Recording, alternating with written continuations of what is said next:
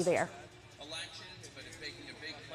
Hi, Daniel and Jennifer. Yeah, I'm on the campus of Howard University where tons of supporters are gathered here for the Harris Campaign Night Watch Party. They say they're expecting about 2,000 people here, and we're certainly hearing loud cheers from the crowd every time a race is called for Vice President Harris.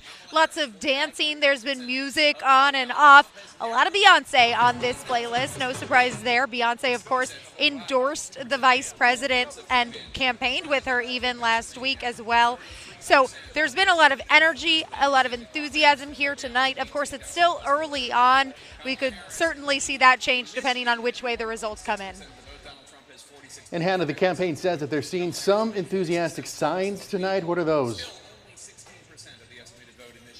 Yeah, that's right. The Harris campaign an uptick in turnout among Puerto Rican voters in Pennsylvania. This is a key group they thought they could win after the controversial joke that came from a Trump campaign rally. So the Harris campaign is excited about that. The other thing they've been seeing is an uptick in turnout among college students. They say they've been seeing lines as long as 1 and 2 hours in states like Wisconsin, Pennsylvania, North Carolina.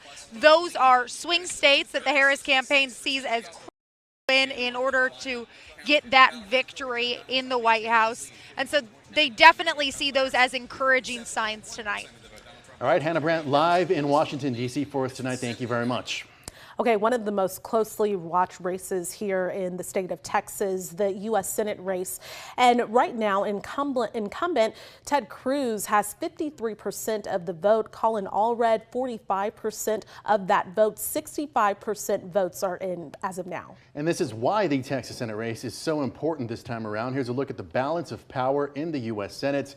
The Democrats came in tonight with a slim 2-seat majority and many more seats up for grabs than Republicans. And we can see right now the balance of power sitting at 35 for Democrats, 47 for the GOP.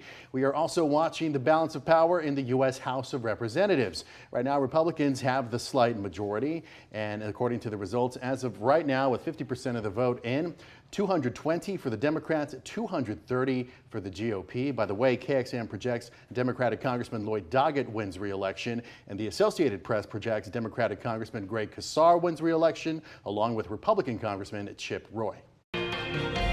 First warning weather with Chief Meteorologist Nick Bannon. I tell you, last night we were tracking an arriving cold front and widespread rain and thunderstorms. Well, that cold front is really impacting our temperatures here tonight. We've got widespread 50s across central Texas and even a few spots already in the 40s at this hour, 49 in Fredericksburg and Lampasas, while most of us are in the already rather chilly 50s. Clear skies overhead, a very light wind. It's a recipe for a chilly morning tomorrow. While we think we're down at 50 in Austin, we'll show you here coming up in a few minutes how many places here in central Texas we think are going to begin the morning in the 40s, and I think that's most of us. This would make it our coldest morning since April, so not even our coldest morning of the season, our coldest morning in more than 2 seasons here in central Texas. Beyond the chilly start to the day tomorrow, we'll take you through a relatively quiet Wednesday before we've got yet another round of wet weather and storms that come in stretched over 2 days. Thursday and Friday, we'll update you on the severe weather risk that comes with that and how much rain we're expecting. All right, Nick, thank you very much. And as the polls begin to close and results roll in around the country, we are on the campaign trail this election night. And that's where we find Rashad Hudson, who is at the Trump election night watch party in West Palm Beach, Florida. Rashad, what are you seeing there? Yeah, supporters of former President Trump are starting to pack the West Palm Beach Convention Center. They're coming from all over the country. Many of them are very excited to be here to watch these results come in. They're pretty locked in to cheers. The room gets really loud. Now, they're also being handed free campaign merch when they walk in. They're getting the MAGA hats, the MAGA t-shirts. It's the campaign's way of thanking these supporters for being here. As for former President Trump, he's at home at Mar-a-Lago with his family and top campaign advisors, watching the results come in just like millions of Americans. Hey, Rashad, can you tell us about the security at the event that you're at tonight? Yeah, security is certainly top of mind given the threats that former President Trump has faced throughout this campaign. There's a massive law enforcement presence. You have local law enforcement and, of course, the U.S. Secret Service. There's a perimeter fence set up around the convention center, and people that are coming into this room here are going through very strict security. The line was a little slow because the Secret Service and the TSA agents who are conducting that security check are being very thorough. All right, Rashad Hudson live for us in Florida. Thank you so much. Well, let's go to some of the local propositions you might have seen on your ballot. The Austin ISD Proposition A, the district asking voters for money to help with its budget deficit. If approved, it would infuse $41 million annually into the district, but it would also mean a tax rate increase. And right now, 59% in favor, 41% against. Okay, we know that Travis County also has a Prop A race as well. This is a proposed 2.5-cent property tax rate increase that will go toward creating new affordable child care. Currently, with 83% of the votes in, 60% for and 40% against. Let's go to one of the city council district races here in the city of Austin. This is in District 6, which covers Northwest Austin. And here we see the incumbent, Mackenzie Kelly, actually trailing her opponent, her challenger, Krista Lane, 52% to Kelly's 48%. And in the race for the city of Austin mayor, 5 mayoral candidates, of course, were showing the top 4. Incumbent Kirk Watson with 51% of the votes, 19% going to Carmen Yanes Polito, 17% to Kathy Tovo, former city council member there, and 8% to Jeffrey Bowen. Let's go ahead and check in with our Grace Reader. She is standing by. She's been closely following the mayor's race. And Grace, what's the latest in the city of Austin mayoral race from the event that you're at now? Yeah, I'm at Mayor Kirk Watson's watch party, and there was a flurry of excitement here as those first round of results came out around 7:30. People frantically checking their phones, and obviously at this watch party, people very excited that the mayor is over that 50% threshold. He needs to maintain that, though, to not go into a runoff. He needs more than 50% of the overall vote to not make it to a runoff. So now at this point, Carmen Yanes Polito and Kathy Tovo, his two closest challengers, as the numbers look right now, are hoping for a runoff, meaning that they can pull enough away from Mayor Kirk Watson that he doesn't get at least 50% of the vote, more than 50% of the vote. Should that happen, then we would go to a runoff in December. That election would be December 14th. That's a Saturday. Both of those candidates, both Carmen Yanes Polito and former Austin City Council member Kathy Tovo, actually brought that up to me when I talked to them earlier today. Here's what Carmen Yanes Polito said. We are just getting started. We are not finished. We're very likely going to a runoff, so stay tuned and jump on board. And regardless, this community has come together. They have changed the conversation, and we are not moving backwards. We are moving forward with more accountability and more inclusiveness of the community that's most impacted by the issues that face Austin.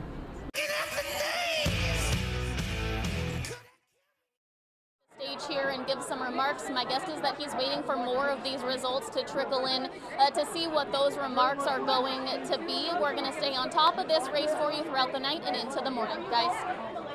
All right, Grace Reader, thank you so much for your live coverage there. We'll check back in with you in a few minutes. Election night continues with a look at the Travis County District Attorney race. KXAN, your local election headquarters on CW Austin.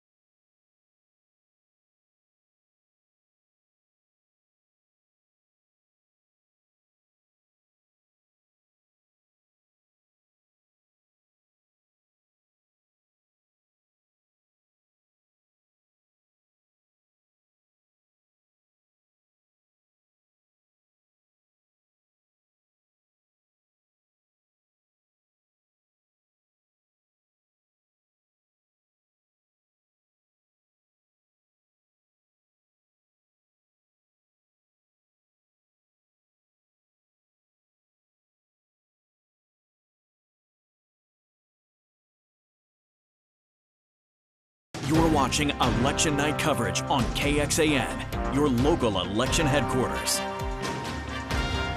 Points at over We're going to send things over to Houston, where Senator Ted Cruz is speaking right now. Our latest results have him ahead of Colin Allred, 53 to 45%. Let's take a listen. It also looks very likely that we're going to have a Republican Senate next year.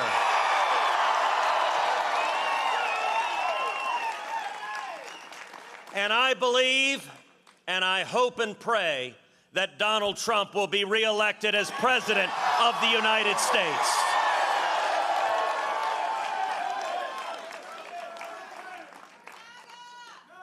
I want to say thank you, number one, to my extraordinary wife, Heidi, my best friend in the world. Such an amazing partner on this magic carpet ride of life. And I want to say thank you to our two beautiful and amazing girls, Caroline and Catherine.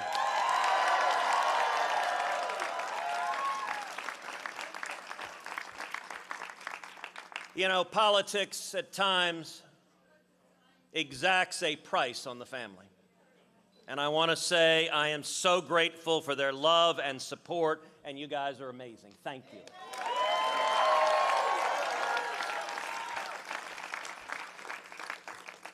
I also want to give a special shout out to Alexis Nungary.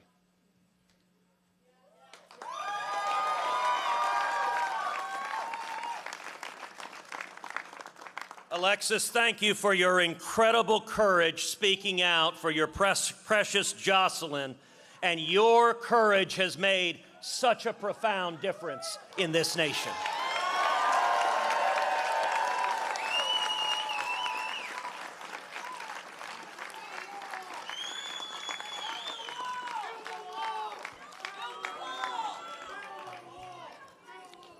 We're going to. I also want to thank all the Democrats across Texas who crossed over and supported my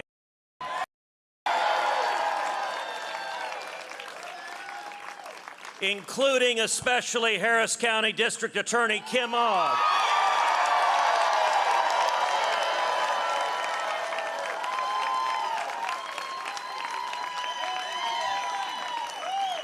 who has stood strong for prosecuting violent criminals.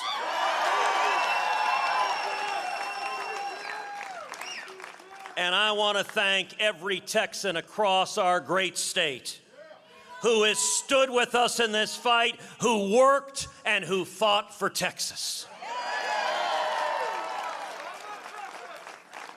I want to congratulate Colin Allred on a hard-fought campaign. And I want to say to all of those who didn't support me, you have my word that I will fight for you, for your jobs, for your safety, and for your constitutional rights.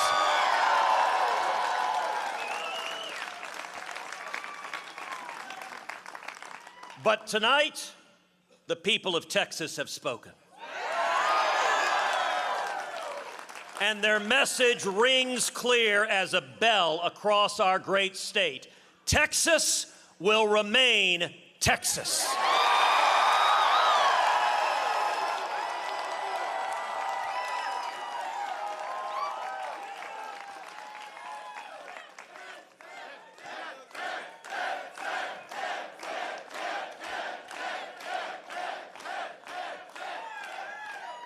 You know, the media were ready to write off Texas. And Chuck Schumer poured in more than $100 million to our state. Well, I want to say thank you. And I hope we win a few more Senate seats tonight because you wasted so much money in Texas.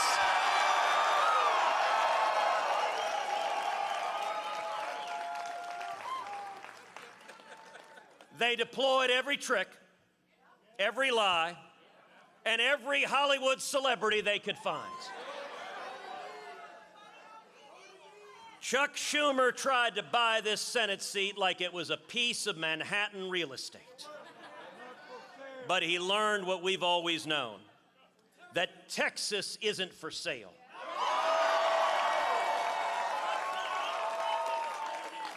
And Texans can't be bought.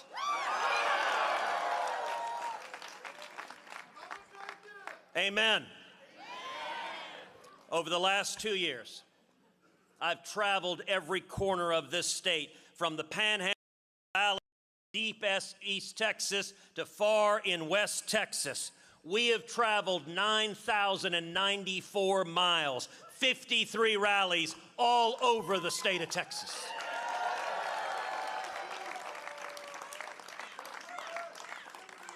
I've worn out my boots, at times my voice, and certainly the patience of my incredible political team, who did an amazing job on this campaign, and I think is the very best team in all of politics.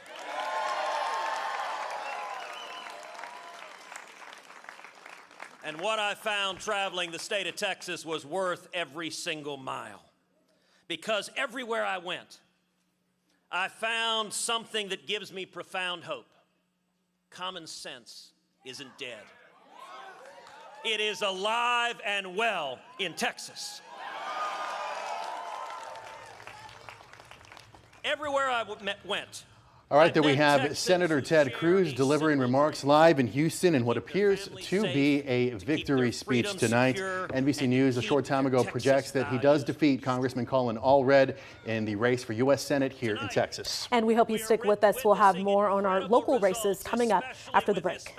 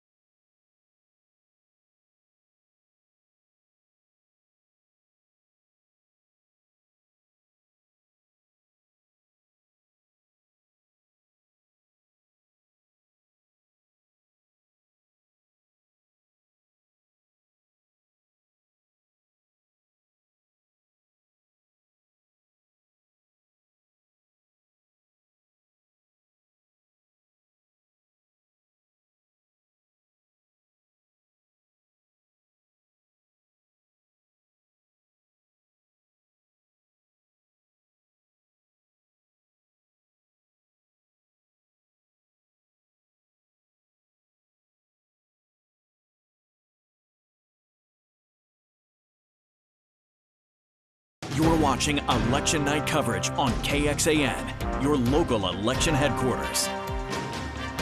Well, a couple of races we are keeping track of in Williamson County, the sheriff's race. Incumbent Mike Gleason is at 48%, with Matthew Lindeman at 52% of those votes. 84% are currently reporting. In the Travis ESD 2 proposition vote, people are voting for or against abolishing a sales tax that helps fund the Pflugerville Fire Department over there. And right now, those in favor, 31%, those against, 69%. The Travis County District Attorney's race was called about an hour ago, with incumbent Jose Garza winning with almost 70% of that vote. All right, Avery Travis joins us live now. She spoke to the DA. Avery, what did he have to say? Jen, Daniel, we talked to him really just moments after that race was called, and he says the numbers that came in really just showed how much Travis County reaffirms the work he's been doing over the last 4 years to, as he says it, reform the criminal justice system. That he has done with a focus on programs that target diversion and prevention. He says he's really focused on the root causes of crime, and he says there's still a lot of work that he wants to tackle. Take a listen. We have an enormous amount of work still ahead of us. Over the last 4 years, we've worked to build a criminal justice system that treats survivors of sexual assault with dignity and respect. We've worked to reduce violence in our community, and that work will go on. Now, the last 4 years haven't been without some pushback and even some controversy at times. We know earlier this year there was an effort to even remove him from office under a state law that allows for the removal of elected district attorneys, what state lawmakers were calling rogue DAs. We've also seen some criticism that he wasn't tough enough on crime. We heard that criticism from his Republican opponent who ran against him tonight, Daniel Betts. He says his main goal was to try to restore the office, to take politics out of the office. But, you know, in my conversations with District Attorney Garza over the last 4 years, he has continued to reiterate that he and his team, and he believes Travis County voters want to make the community safer through these reforms. Guys? And Avery, speaking of Travis County voters, you obviously have covered this extensively. Why was this race on so many people's radar? There's a lot of races to watch tonight, and we know that, but this race is very hyper-local. We know that the district attorney is really the top prosecutor for a county like Travis County. They're tackling felonies, typically violent crimes, and so there's been a lot of focus on how that gets done and what approach is taken. I mentioned the state law that went into effect there. You know, this is a local elected official, but there's been a lot of focus and conversation at the statewide level about how these DAs do their work. You know, there was a lot of criticism from the state lawmakers and state leadership targeted at Travis County and other, you know, Democratic elected DAs. And so this local office really took a statewide and even at times a national stage over the last 4 years. As we mentioned, though, Travis County DA told me he is really hyper-focused on what's happening here in Travis County, and he says the votes tonight reaffirm that his local constituents want him to keep going. All right, our Avery Travis is live for us. Thank you very much. First warning weather with Chief Meteorologist Nick Bannon. We'll start with the morning low temperatures, the temperatures that you will step out into when you begin your day tomorrow. Widespread 40s, our coldest morning since April. We may just avoid 40s in Austin at Camp Mabry, but most places will be in the 40s here to begin your day tomorrow. We will end up warmer than normal though, 78, a lot of sun, some patchy morning fog, and then it's a beautiful day. We're watching this area of low pressure sinking through the western states. This is going to take a turn to the east and then north, moving through the panhandle. And as it approaches, it's going to bring us more clouds and eventually some rain. Tomorrow, aside from some patchy fog in the morning, it's a very sunny day. But then here come the clouds for Thursday and some scattered to at times numerous rounds of showers and even a few thunderstorms. Not going to rain all day, but there could be some periods of locally heavy rain at times. I think your best chance of thunderstorms is going to be in the afternoon.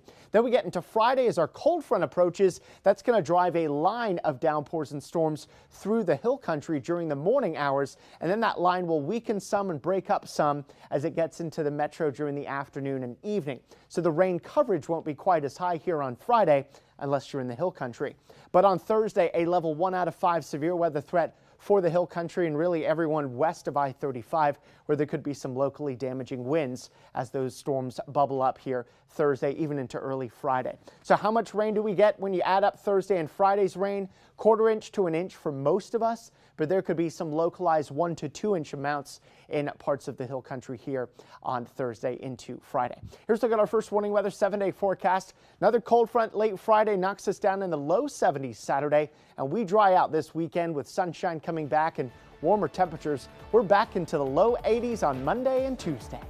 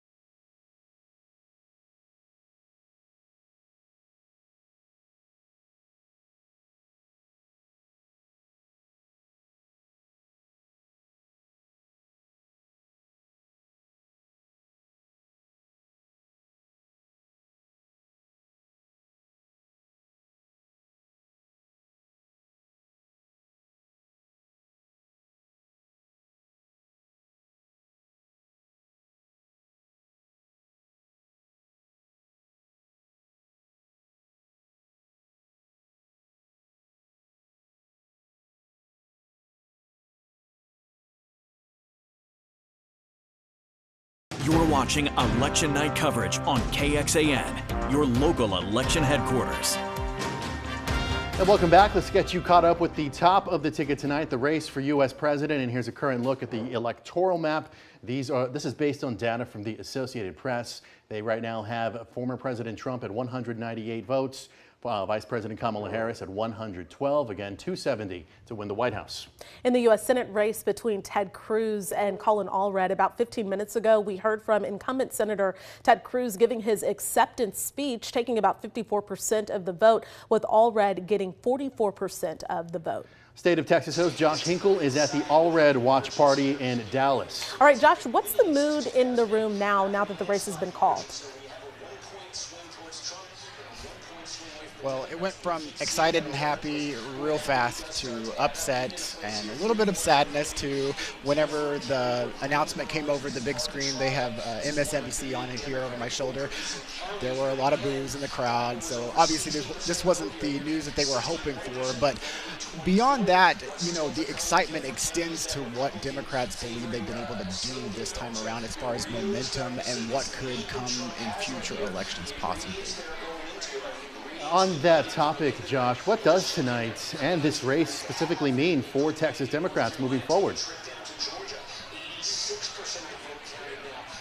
Well, I think a lot of that depends on what Colin Allred decides he wants to do now that he won't be returning to Washington in any capacity, because I think he does have a political future, and a lot of people are wondering, possibly, will he run for governor in 2026? That is a possibility, and it's strange because I've actually seen 2 of the last 3 Democratic gubernatorial nominees here in the crowd tonight. Wendy Davis was just speaking up on the stage earlier.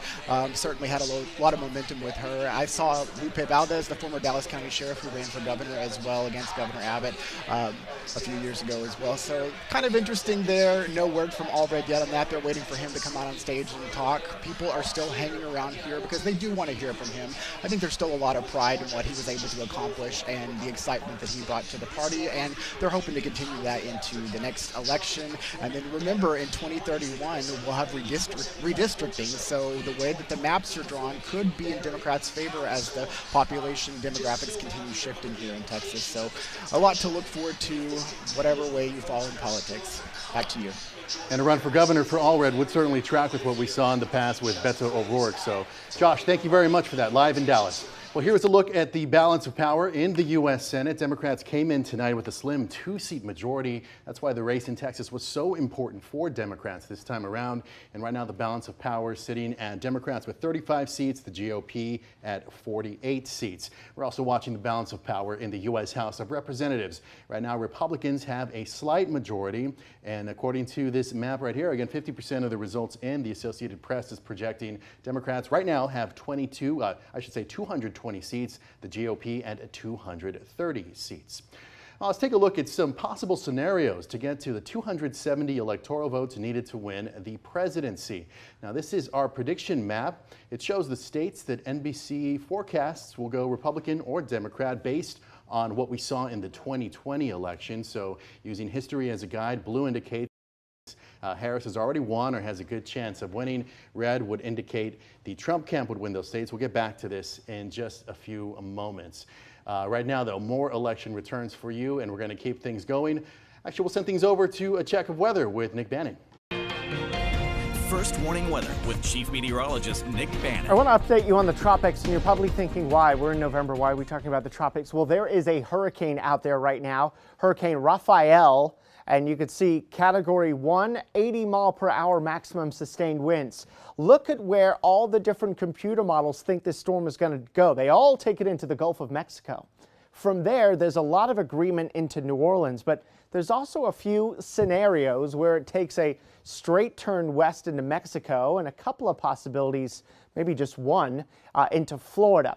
We'll keep watching this, but the official track from the National Hurricane Center takes it up to Category 2 strength, then landfall, weakens a little bit, then back up to a Category 2 hurricane in the Gulf as we get into Thursday. Then it makes a westward push closer to Texas and then a jog northward that would take it mostly and more likely into Louisiana, but a portion there of Texas is in the cone of uncertainty as we get into Sunday. Now, right now, we are not anticipating any local impacts from Rafael, but it is worth watching anytime a storm develops and expects to push into the Gulf of Mexico. Here locally, we're expecting a lovely day tomorrow, sunshine and 78. We'll do 78 again on Thursday, but it will be an occasionally damp day with rounds of showers, some thunderstorms, 70% of us getting measurable rain on Thursday. That drops to 50% on Friday. Looks like some of the wettest weather on Friday will actually be in the hill country, and parts of the hill country actually missed out on some of the heavier rain last night. So that would be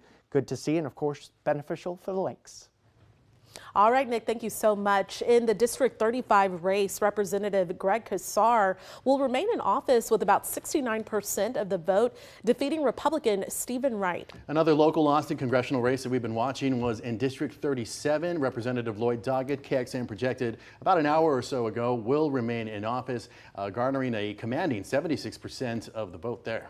Our Will Dupree has been following several races across the state. Will, what's the latest? Yeah, we're focusing on some of those congressional races that are down in South Texas. As we've mentioned all night long, the Democrats would need to gain 4 seats in the U.S. House of Representatives to take power, and some Democrats have been eyeing those districts that we're about to talk about as potential opportunities to help them secure the majority in the U.S. House of Representatives. Let's first take a look at U.S. House District 28. This is where incumbent Henry Cuellar is currently leading. We have seen votes come in very slowly in these districts, but retired Navy Commander Jay Furman has put up quite a matchup with him in this race in District 28. Let's go now to U.S. House District 34. This is where the incumbent Democrat Vicente Gonzalez actually beat former Congresswoman Mayra Flores back in 2022. This is a matchup between these two candidates, and right now he is currently in the lead, holding on to his seat as more and more votes are counted.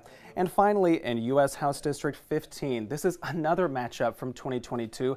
Congresswoman Monica De La Cruz is currently leading over Democrat Michelle Vallejo. These two women faced off again in 2022 with De La Cruz coming out on top. And at the moment, she's holding on to that. But we've seen those results coming in very slowly, particularly in that U.S. House District 28 seat.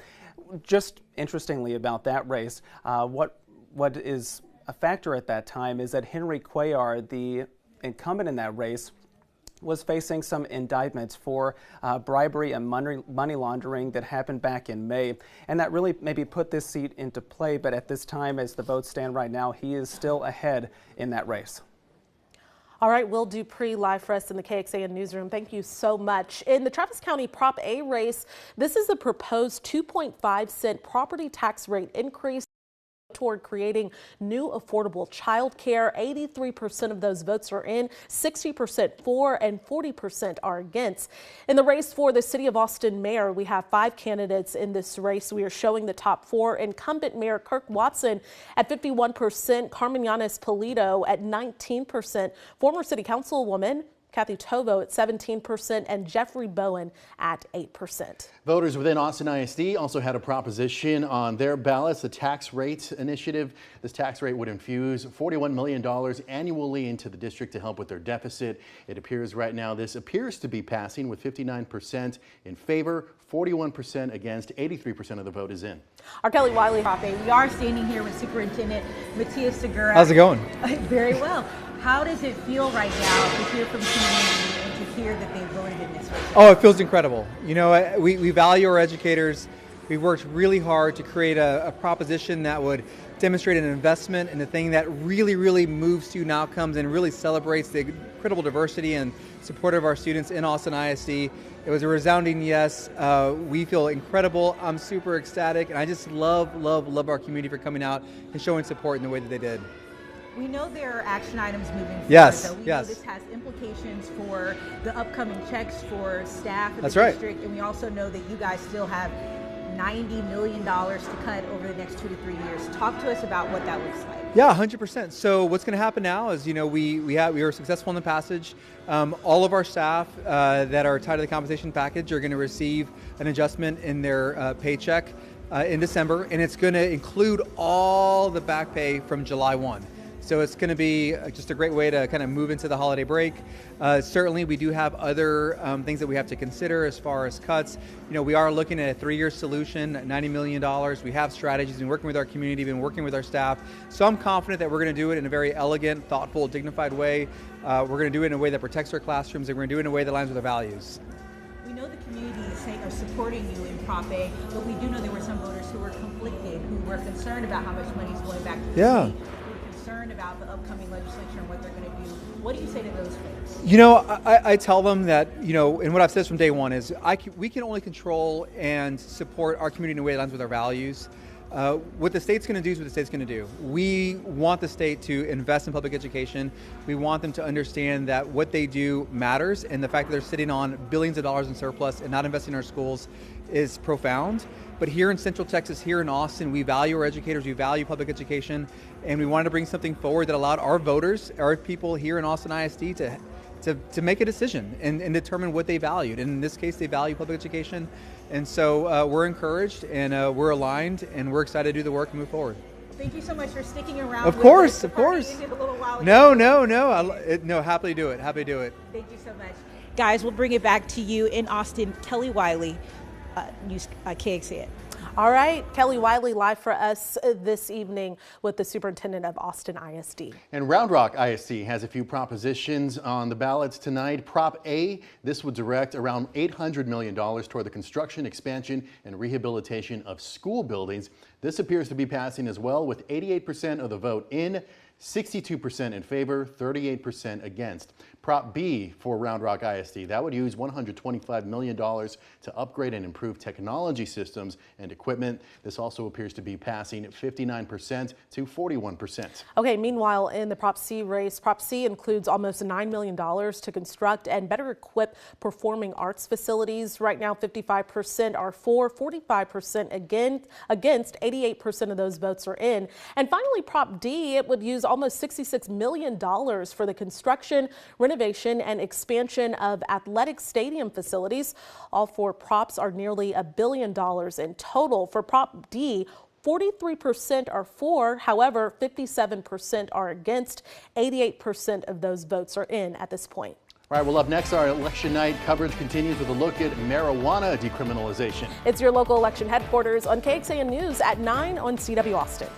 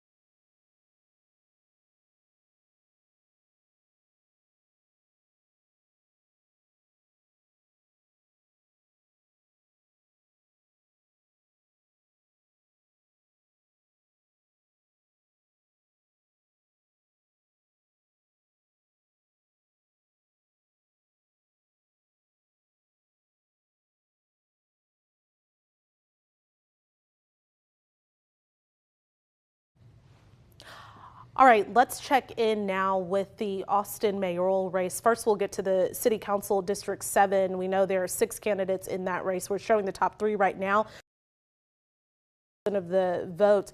Gary Bledsoe with 19% of the vote and Pierre and Lynn with 14% of the vote. And then we'll go to District 10 right now with 2 candidates in that district. Mark Duchin at 51% and Ashika Gangili, and she has 49% of that vote right now. 83% of those votes are in. More Austin City Council races for you right now. District number 6 in Northwest Austin. The incumbent here, Mackenzie Kelly, still trailing her challenger, Krista Lane, at 52% for Lane, 48% for Kelly. And let's go one more. District number 4, covering parts of North, Central, and East Austin. The incumbent here is Chito Vela, and he appears to be running away with this one at 62% of the vote compared to his competitors. Okay, KXAN's Brianna Hollis has bounced around between different polling sites and is watching those watch parties all across town today to cover these races for us. Bree, tell us some of the main takeaways that you've gotten from each of those places.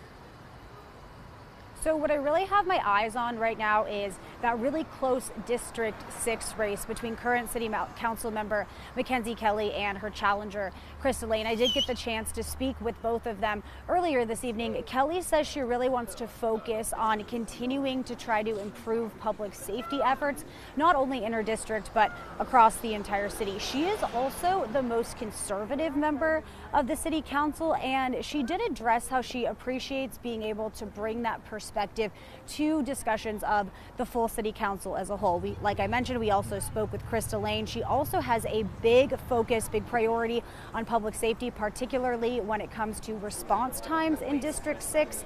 And she also really wants to start making some additional improvements when it comes to road repairs across her district. And now, Brianna, we touched on this briefly, but tell us more about the 2 races tonight that did not have an incumbent running. How did those shake out?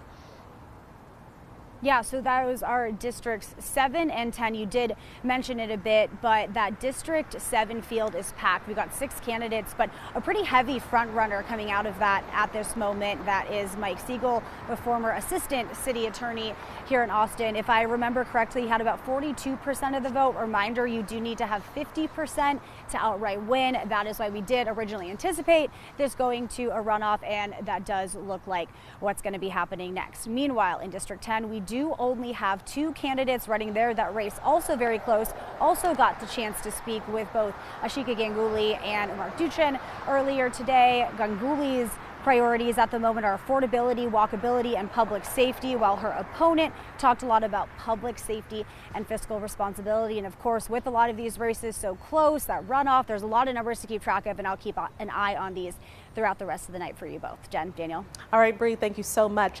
Bastrop and Lockhart residents took up propositions for low-level marijuana possession of 4 ounces or less. In Bastrop, this is Prop M, 69% of those votes have been in and they're for that proposition. And over in Lockhart right now, also an initiative to decriminalize low levels of marijuana possession. It looks like we don't have any returns for that at this moment, but look for updates on KXAN.com on this one. A lot of people watching that race. Well, this concludes our election night coverage here on KXAN News on CW Austin. And of course, it's not over. We will be back on KXAN News at 10 o'clock with the latest in voting numbers. After the break, we'll get one last check of your forecast with Chief Meteorologist Nick Bannon.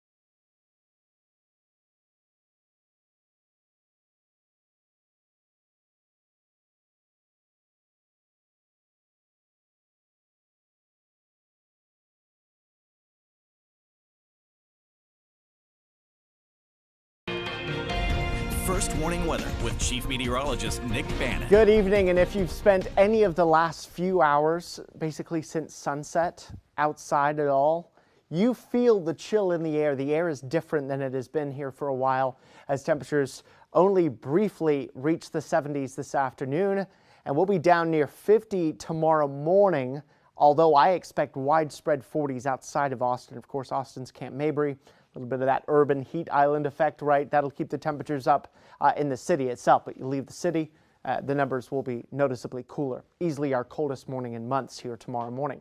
Then in the afternoon, that dry air is really easy to heat up. So we'll go from a chilly start to an actually warmer than normal finish.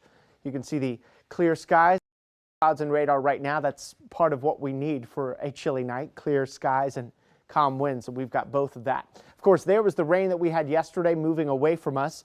Tomorrow's a quiet day, but then notice we start to tap into some of that Gulf moisture again on Thursday. That'll bring a lot of clouds and also rounds of showers and even some afternoon thunderstorms. Then there's probably going to be a lull Thursday evening and night before a cold front comes in as we get into Friday. This is going to bring a line of downpours and storms into the hill country. That line may not survive the trip east of 35, which is why we think our rain chances on Friday will be a little lower than Thursday. And I think that Friday, the wettest weather of the day is going to be west of 35. Thursday, it'll be scattered about. So numerous showers and storms at times on Thursday. Friday, not quite as wet east of 35, and then just a low 10% rain chance on Saturday. When you add it all up, it's not going to be as rainy as it was last night when we had 1 to 3 inch rainfall reports, and in fact some places up to 5, but we do think a 1/4 inch to 1 inch of rain here when you add up Thursday and Friday. Drier weather takes over during the weekend. Join us on KXAN for more local election coverage.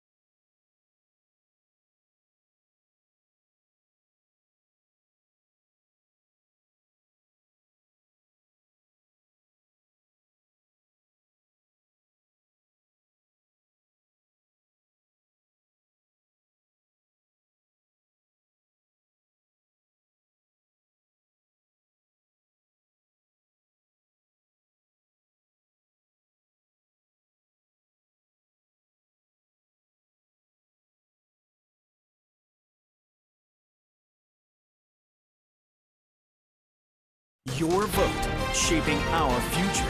From high-stakes local races to the presidency, coverage starts now. From KXAN, your local election headquarters. And welcome to Election Night here on KXAN. I'm Daniel Marin. And I'm Jennifer Sanders. Let's get right to it. Former President Donald Trump wins Texas with 56% of the vote. Vice President Kamala Harris about 1 million votes behind with 42% of that vote. Vice President Harris is at Howard University in Washington, D.C. That's where NBC's Bree Jackson is tonight. But first, former President Trump and his supporters are in Florida tonight. NBC's Alice Barr is live from West Palm Beach with the Trump campaign. We'll start with Alice. Daniel and Jennifer, the enthusiasm has certainly been building around me here at the Palm Beach County Convention Center, where supporters of former President Trump have been gathering throughout the evening, really throughout the day. And you can see the crowd behind me. Many of them have been here for hours. They wanted a front row seat for when former President Trump is expected to come address supporters at some point this evening. We don't know yet exactly when that will be, but you may have heard it just then. Every time there's a new projection put up on one of the big screens that is in the win column for the former president, you're hearing cheers all around. Just a lot of energy in this room. And NBC News has also been in contact with 3 Trump campaign officials who say that the mood at Mar-a-Lago, the former president's estate not too far away from here, has moved from cautiously optimistic to really just outright optimistic. And one senior advisor tells NBC News that they're looking at those substantial gains among Black and Latino voters. They're calling it an historic reshaping of the electorate that's going for Republicans and lining up with what they were anticipating and what they're hoping is going to deliver a victory for them tonight. We'll send it back to you. All right, Alice Barr, thank you so much. Let's head to NBC's Bree Jackson. She is in Washington, D.C. That's where Vice President Kamala Harris is at Howard University. Bree, what's the latest from there? So we're here at the campus of Howard University, and there are thousands of students and supporters here for Kamala Harris. But bottom line is, right now you can really feel the sense of anxiety as these numbers are rolling in. We do know that right now Kamala Harris is behind when it comes to those electoral college votes. And we've been talking with people, in particular longtime Democratic strategists, and they tell us that while they are disappointed with what they're calling the shaky numbers, they still are hopeful that Vice President Harris can pull out a win. And we also spoke with one Democratic lawmaker who said these numbers are pretty concerning right now. They said that this is a reminder for them of 2016 when Hillary Clinton, it appeared in the early part of the night, was winning. And then she eventually, as you know, lost that race. So they're hopeful that Kamala Harris can make up some ground when these big critical battleground states come in, more so when you're getting the Georgia, the North Carolina, and as well as the Pennsylvania numbers. And so it's really tense here at Howard University as people here are watching these results pour in with bated breath. All right, Bree Jackson live for us again at Howard University in Washington, D.C. Well, here's how the electoral map is looking at the moment. This is according to data from the Associated Press, and you can see what Bree Jackson was just talking about right there. Former President Trump is up with 214 electoral votes right now to 179 votes for for Vice President Harris. Of course, still all the battleground states still need to return their results, and a lot of those are too close to call right now. Pennsylvania, too close to call according to NBC. Georgia, too close to call. Michigan, too close to call. Wisconsin, too close to call as well. In the U.S. Senate race between Ted Cruz and Colin Allred, it was called last hour. If you were with us on KXAN News at 9 o'clock on the CW Austin with incumbent Senator Ted Cruz, he was delivering his acceptance speech, garnering 54% of those votes, and Colin Allred had 44% of those votes. 74% of those votes were in. And if those numbers stay the way they are, it appears that Colin Allred would underperform compared to Beto O'Rourke the last time around. And this is why the Texas Senate race is so important this time around. Here's a look at the balance of power in the U.S. Senate. Coming into tonight, Democrats had a very slim majority of 2 seats, and they had many more seats up for grabs than Republicans. And right now, the balance of power, according to the Associated Press, Democrats with 38 seats, the GOP with 48 seats. Our Ryan Chandler is live in Houston at Senator Cruz's campaign. Ryan, how is the Cruz campaign feeling tonight, and what's been his closing message? Well, Danny, I'll tell you, the Cruz campaign was bullish coming into tonight. They expected to win, but hearing from some people in his campaign, I don't think anybody expected this. They blew out their own expectations. Just about an hour ago, Cruz got on stage and delivered a rousing speech where he not just declared victory, but a mandate to govern, noting that he's winning by margins that he's never seen. Remember, back in 2018, he beat Beto O'Rourke by just about 200,000 votes, fewer than 3 points. Now he's up by almost 10 points and almost 900,000 votes, more than quadrupling his margin from his last re-election. So it is a festive atmosphere here. People are, I think, surprising themselves a little bit to see this kind of result for Ted Cruz. Let's listen to a little bit of what he had to say in his victory speech tonight. The people of Texas have spoken. And their message rings clear as a bell across our great state. Texas will remain Texas. And I want to say to all of those who didn't support me, you have my word that I will fight for you, for your jobs, for your safety, and for your constitutional rights.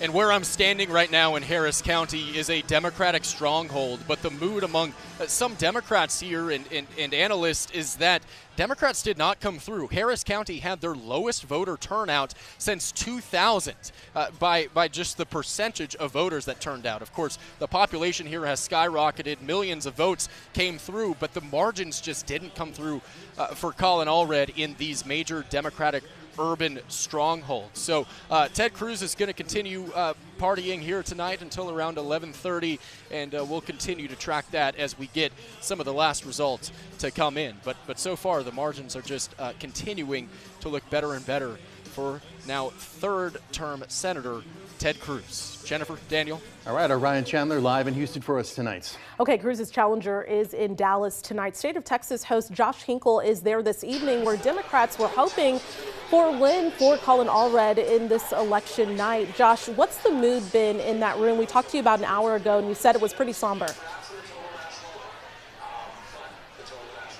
Yeah, it was really exciting for quite a while. I mean, this is a country music venue, so everyone was having a really good time. And then when they told over the screen here over my shoulder that the result is what it is, and so people were starting to boo and were not very happy. But, I think that there's still a lot of excitement for what the campaign was able to accomplish. Democrats believe they did make some inroads in Texas, and they're certainly hoping that will sustain them into the next election.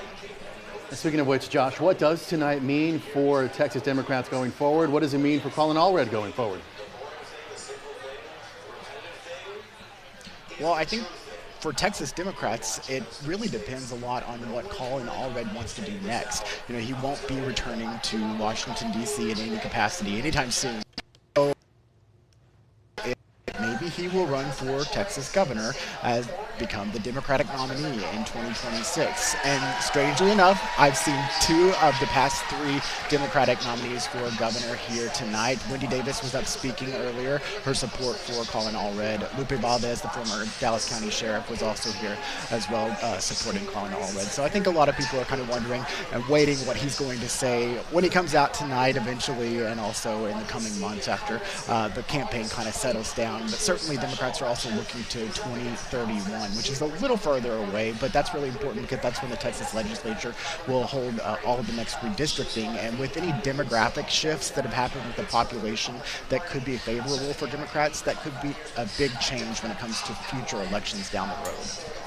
All right, our Josh Hinkle live in Dallas for us tonight. Let's go ahead and take a look now at the balance of power in the U.S. House of Representatives. The Democrats also at a disadvantage coming into tonight with the GOP slim majority there. And right now, according to the Associated Press, the balance of power, Democrats have 107 seats secured, the GOP at 160. Let's take a look at some local congressional races for you. In the District 37 race, Austin Representative Lloyd Doggett, a Democrat, handily winning another term at 75% of the vote. And in the District 35 race, Representative Greg Casar will keep his seat with 68% of the vote, defeating Stephen Wright, who had 32% of that vote. Another big race tonight, the Austin mayoral race. There were 5 candidates in the running. We have the top 4 on the screen for you right now. And right now, current Mayor Kirk Watson appears to be maybe staving off a runoff with 51% of the vote. We have about 87% of the vote in right now, but Kirk Watson appears to be maintaining a lead. And let's talk to Grace Reeder. She joins us live tonight. She has been covering this race, and I know that you spoke to Mayor Kirk Watson. What do you have to say? That's right. He took the stage within the last hour here, and he was excited. But you can't call an election with just early vote. And so just a reminder for folks who feel like you just went and voted for mayor, you did. Austin Mayor Kirk Watson served a half-term 2 years, and that's because Austinites voted to move their mayoral election to run concurrently with presidential elections. That's why you're voting again on Austin Mayor. So right now, we just went and checked this next batch of results here with Austin Mayor Kirk Watson standing right here. He still doesn't feel that it's close enough for him to call it, but Carmen Yanis-Polito is his closest contender. I talked with her earlier today, and she did bring up the runoff opportunity. Here's what she said. We are just getting started. We are not finished. We're very likely going to a runoff, so stay tuned and jump on board. And regardless, this community has come together. They have changed the conversation, and we are not moving backwards. We are moving forward with more accountability and more inclusiveness of the community that's most impacted by the issues that face Austin. The mayor now leaving here for the night, likely going to be making more announcements tomorrow as these numbers start to come in, but we'll stay on top of this race for you all.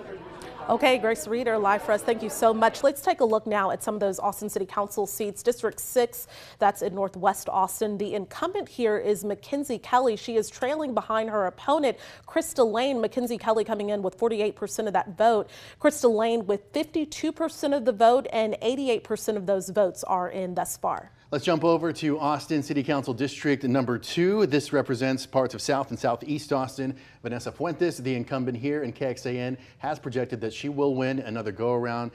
Pretty commanding decision here, 86% of the vote there.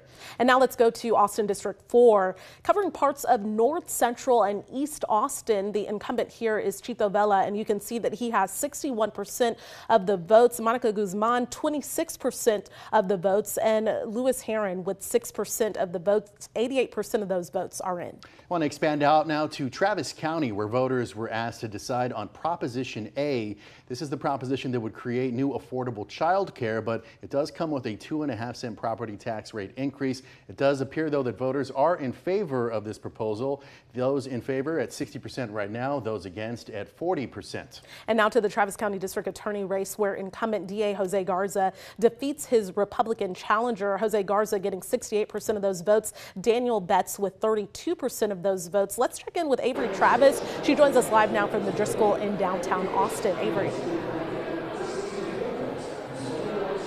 Jennifer, Daniel, when we are talking about crime, and particularly violent crime, it's a talking point we've heard at pretty much all levels of this election, from the presidential race all the way down to our local elected officials, but maybe none more so than the Travis County District Attorney's race. That's because as the top prosecutor for the county, they're tasked with prosecuting felonies and felony crimes. Now, Travis County District Attorney Jose Garza told us just minutes after he was projected to win another 4 years as this top prosecutor position that he is focused on victims of violent crime, but he also is still focused on the efforts to reform the criminal justice system through programs that are targeting diversion and really prevention, the root causes of crimes, he says.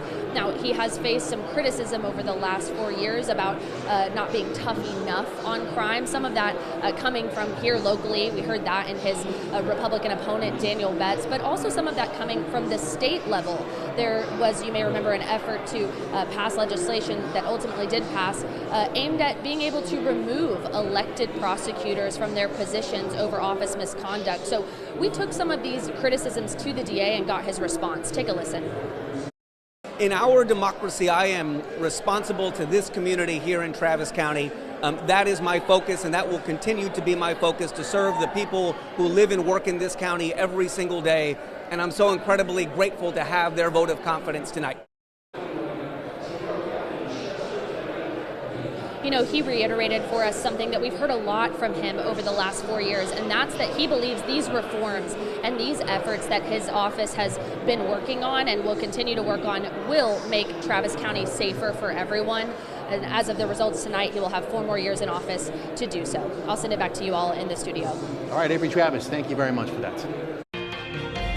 First warning weather with Chief Meteorologist Nick Bannon. If you spend any of the last few hours, even before the sun set outside, you can feel the change in the air today after last night's cold front. And we've got widespread 50s already now. Even these numbers are close to being our chilliest temperatures of the fall season, and the numbers will continue to fall through the night thanks to a clear sky overhead and light winds. We think we'll get down to 50 at the warmest in Austin, even some upper 40s not out of the question. And most areas away from the city will get down in the middle 40s and even some low 40s. So we'll track those 40s overnight, the potential for some decent rain Thursday and Friday, and the severe weather risk and the rainfall totals that come with it. All right, Nick, thank you so much. Next, we are checking in on Austin ISD's request to voters, a tax increase to help with the deficit in the district. Those results and others from across Central Texas next.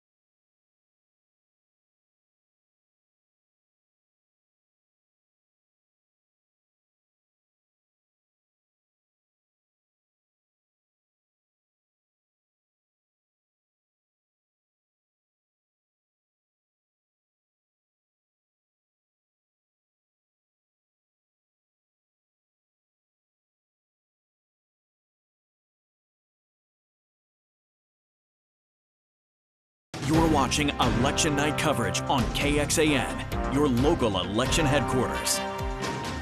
And welcome back. We are keeping an eye on the balance of power in Congress, and there are 3 U.S. House seats in South Texas that could really help decide who takes that majority. KXAN's Will Dupree is live in our newsroom. And Will, which elections are you watching down there, and what did the latest results show? Yeah, we want to check in with these races in South Texas because the Democrats had eyed them as potential flip opportunities to potentially gain power in the U.S. House of Representatives, and it looks like the Democrats are holding on in 2 of the races. Right now, though, we want to take a look at U.S. House District 28. The incumbent Henry Cuellar and the Republican Jay Furman are currently almost tied with both 50% each and only about 56% of the vote in at this time. More votes to be counted, so we'll move to the next one. U.S. House District 34, the Democratic incumbent Vicente Gonzalez is leading over former Congresswoman Mayra Flores, 52-48. This is a rematch from 2022, as is U.S. House District 15. Congresswoman Monica de la Cruz is facing Democrat Michelle Vallejo, and as the results show right now, there's about 10 points difference between the Republican and the Democrat, with the Republican holding on to that seat at this moment in South Texas. All right, Will Dupree live in the newsroom for us. Thank you very much. There are a couple of races in Hays County that were in favor, 44% against. And in the Hays County Sheriff's race right now, Anthony Hippolito winning with 53% of that vote against Alex Villalobos with 47% of the vote. Another sheriff's race for you, this one in Williamson County, and it appears the Republican challenger, Matthew Lindeman, is ahead 52% of Sheriff Mike Gleason. Again, that is in Williamson County. Austin ISD is asking voters for a tax rate increase, and here's a look at those results now. For 59% against 41%. So we know that 87% of those votes are in, and that voters have voted for it. Y'all, this is a huge, huge, huge deal. Congratulations, everybody. Austin ISD leaders celebrating there tonight that outcome that will help tackle that multi-million-dollar deficit within the district. All right, we're joined now by Chief Meteorologist Nick Bannon. We couldn't have asked for more beautiful weather on an election day. Just fantastic. No excuses to not get out and vote here today. At least you couldn't blame the weather, right? But it's going to be a cold start to your morning tomorrow, and that's what I want you to think about. If you're up late at night watching the election results, you want to get up early enough to give the kids some extra layers with widespread 40s expected. Austin's going to be a close call, 49, 50, but just outside the city, I expect those widespread 40s, even some low 40s in parts of the hill country. But the dry air should heat up very quickly tomorrow. Just some patches of morning fog and then a lot of sun. We'll get up to 78 here tomorrow afternoon. But then the changes start to come back. Area of low pressure digging through the western states is actually going to make a turn to the east and then northeast. That's going to help to pull the moisture back into central Texas. So through the day tomorrow, barely a cloud around after any patchy morning fog. But then as that moisture gets pulled back in, we're going to start seeing scattered showers and a few thunderstorms Thursday morning, along the way of thunderstorms and downpours Thursday afternoon. Then we get a brief break, and then we're back to the showers Friday morning ahead of the cold front that's going to bring a line of downpours and storms, especially to the hill country. This line may actually fall apart or break up a little bit by the time it gets to the metro late afternoon and early evening. So I think the wettest weather Friday will be in the hill country. Also, the strongest storms on Thursday may be there too, with a 1 out of 5 severe weather threat. But adding up the rain Thursday, Friday looks like a decent quarter inch to an inch of rain, but there could be some localized 1 to 2 inch amounts, especially in the hill country where that line of downpours and storms moves through on Friday. That's why the rain chances are lower on Friday, because I don't think the rain's going to make it as far east. Drier for the weekend, then warming up into the 80s next week. We'll be right back.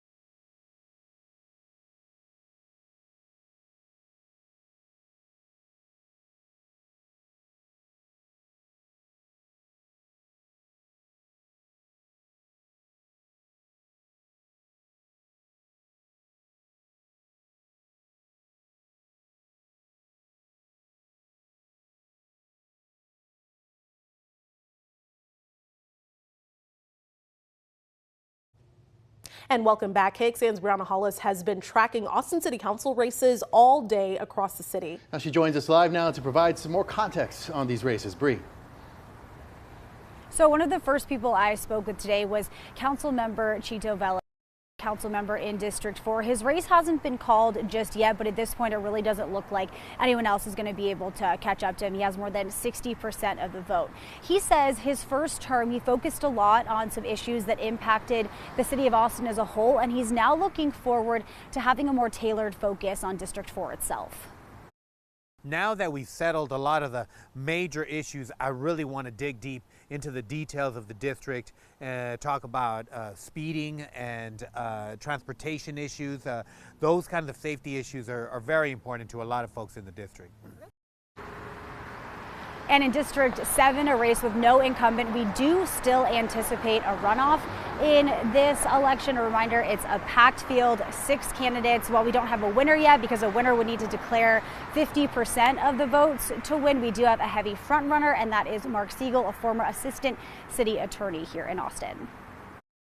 In a lot of different ways, I've been a part of community organizing on things like criminal justice reform, police oversight, environmental issues. And I brought people together to take action. But at the same time, I was a city attorney. You know, I wrote policy for the city. I went to court. I advised the city council, the city manager. And so I know how things work in City Hall. And for the rest of the evening, we'll be keeping a close eye on very close races in Districts 6 and 10. Jen, Daniel. All right, Bree, thanks so much. We have more election results coming up after the break.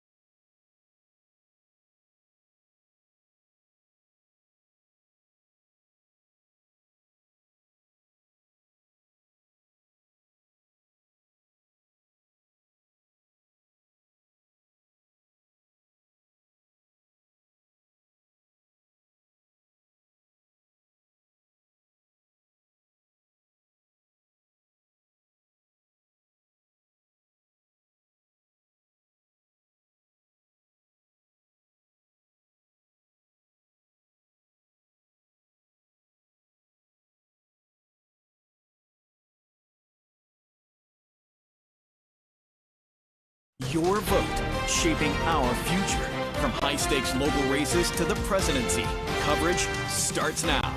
From KXAN, your local election headquarters. And welcome to Election Night here on KXAN. I'm Daniel Marin. And I'm Jennifer Sanders. Let's get right to it. Former President Donald Trump wins Texas with 56% of the vote. Vice President Kamala Harris about 1 million votes behind with 42% of that vote. Vice President Harris is at Howard University in Washington, D.C. That's where NBC's Bree Jackson is tonight. But first, former President Trump and his supporters are in Florida tonight. NBC's Alice Barr is live from West Palm Beach with the Trump campaign. We'll start with Alice.